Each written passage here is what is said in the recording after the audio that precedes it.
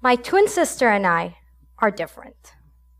She likes chocolate ice cream. I love vanilla.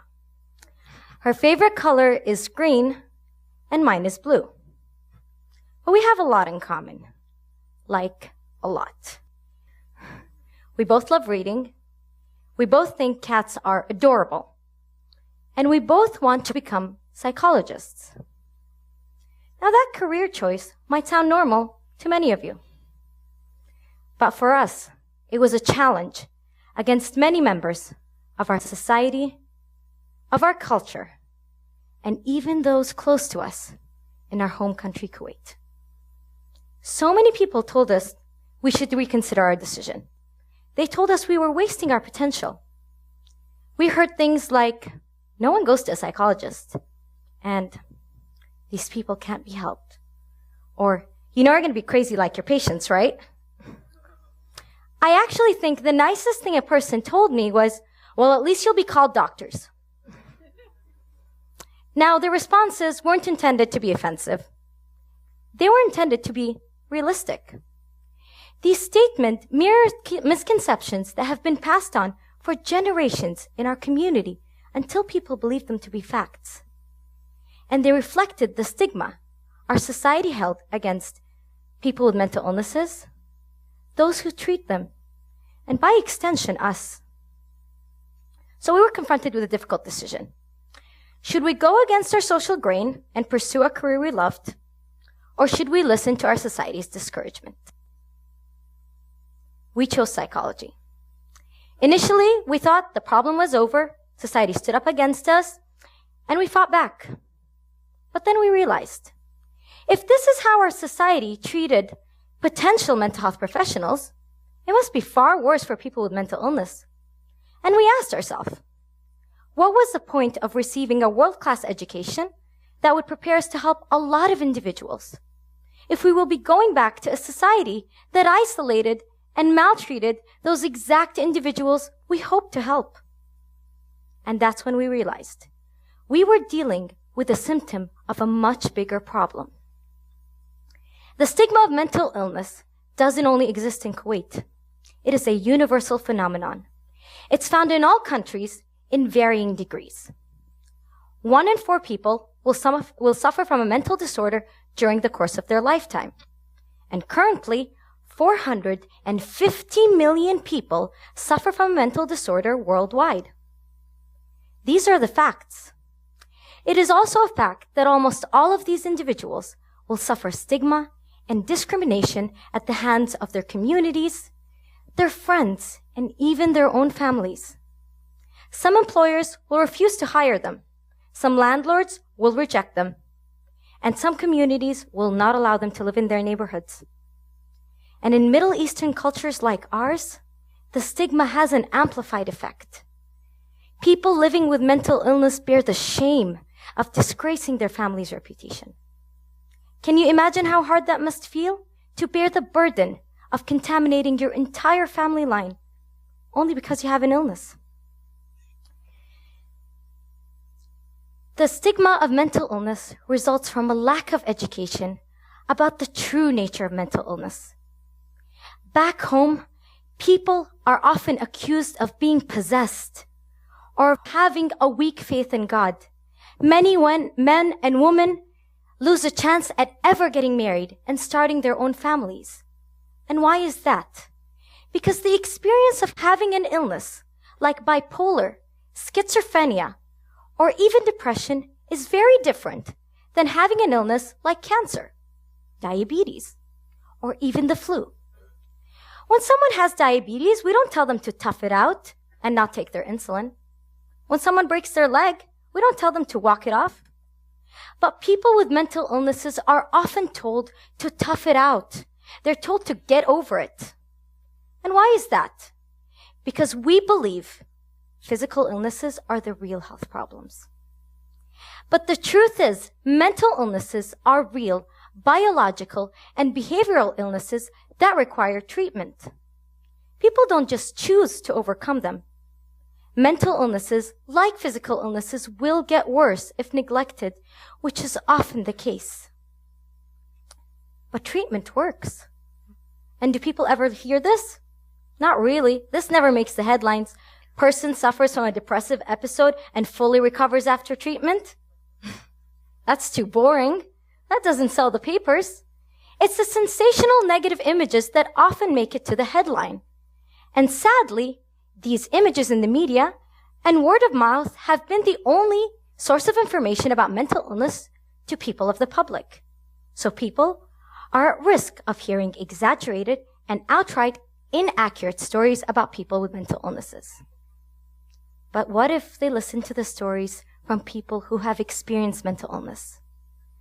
From people who have a friend or a family member who has a mental illness? Or even from mental health professionals themselves? The stories would be very different. So, my sister and I decided to tell their stories. I'm the sister. So my sister and I decided to give a voice to the neglected topic of mental health in Kuwait, to promote the rights of people living with mental illness, and most importantly, to end the discrimination against people with mental health problems.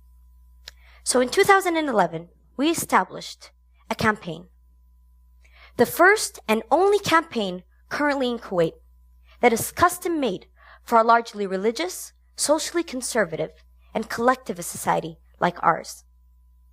We called it Standing for Psychological Education and Awareness in Kuwait, or SPEAK. We stood up for education because we wanted to promote psychology as an educational and occupational choice in Kuwait. And we wanted to encourage a new generation of future mental health professionals who could give back to our country. We stood up for awareness because we wanted to spread the accurate information about mental health and to demystify the field of mental illness. The slogan of our campaign is End the Silence. And silence is a term we coined that combines these two words, psychology and silence, and refers to the fear and secrecy that surrounds the highly stigmatized topic of mental illness in Kuwait. When it comes to mental illness, all we hear is silence. A man with bipolar takes his medication at the bathroom stall at work. A woman with depression, she says she was at the movie theater or getting groceries rather than saying she was visiting her psychologist. People with mental illness aren't asked the most common question most of us are asked. A question we ask and are asked probably multiple times a day. How are you? And that's because people don't want to hear the answer. They don't want to hear, I'm depressed or my anxiety is getting worse. They want to hear, I'm fine. They fear the answer, so they don't ask the question. And that's silence. And that's silence. Now, during the course of our campaign, many people have come up to us and told us the fight against stigma is too big for us. Me as a single individual, I can't make a difference. And I'm willing to bet that many of you are thinking this right now. But I will challenge you and I will ask you a question. What can you, as a single member of society, do to end the stigma of mental illness? And I mean this for both Eastern and Western societies. It's actually very simple. Speak up. Just talk about it more. Encourage an environment at home and at work where the topic of mental illness isn't a taboo and is openly discussed. Be there for anyone you know who has a mental health problem by letting them know that they are not alone in this and that their illness is not something to be ashamed of. Also, don't join in when people mock mental illnesses. Try to educate. When we use words such as psycho, weirdo, nuts, or crazy to describe people living with mental illnesses, we are taking hundreds of millions of people around the world and dehumanizing them, reducing their entire identity to a single horrible label merely because they have an illness. Also, avoid using phrases such as Tom the schizophrenic or Sarah the anorexic. Instead, replace them with Tom suffers from schizophrenia or Sarah has anorexia. Mental illnesses shouldn't entirely define a person, but rather describe one aspect of who they are. But most importantly, help us spread the accurate information about mental health. Because you never know whose life you can change. Today, we live in a virtual world, So when I say talk about mental illness, that could mean texting, blogging, or even tweeting. Today, there are so many more avenues available for us to start this conversation. On that note, allow me to tell you a story about this woman who contacted us 2 years ago to tell us about how a single retweet changed the course of her entire life. So apparently this woman had heard about our campaign because her cousin retweeted a tweet from our campaign's Twitter page. And it got her curious about us, so she checked us out. And she found out that we have an online forum where people can post anonymous questions. So she posted this question that said, I have everything I want socially, academically, and materialistically. But I feel an overwhelming sense of emptiness inside. Is this due to mental issues? So we responded and we told her that she should go see a therapist to check out her symptoms. And she did. And soon enough was diagnosed with dyslexia. She admitted to us that she was very confused by this diagnosis. She did so well academically. And so she stopped seeing the therapist. But luckily, she posted one more question to us that simply said, how bad is dyslexia? Am I truly disadvantaged? And we told her, you're never truly disadvantaged, whether you have a physical or mental disability. And we provided her with a list of successful people who have dyslexia and were able to achieve all their dreams. And we told her to take this as an opportunity, not only to prove to others, but to herself how much she can achieve. She later contacted us and she told us that she went back to the therapist and learned vital skills to deal with her diagnosis. And she told us that our response to her question changed her life. A single retweet. That's all it took. Because one voice can spread an accurate fact about mental health. Combine these voices and we've got a shout, a cry against the stigma of mental illness. So join me in the conversation. Stand up. Speak up. Thank you.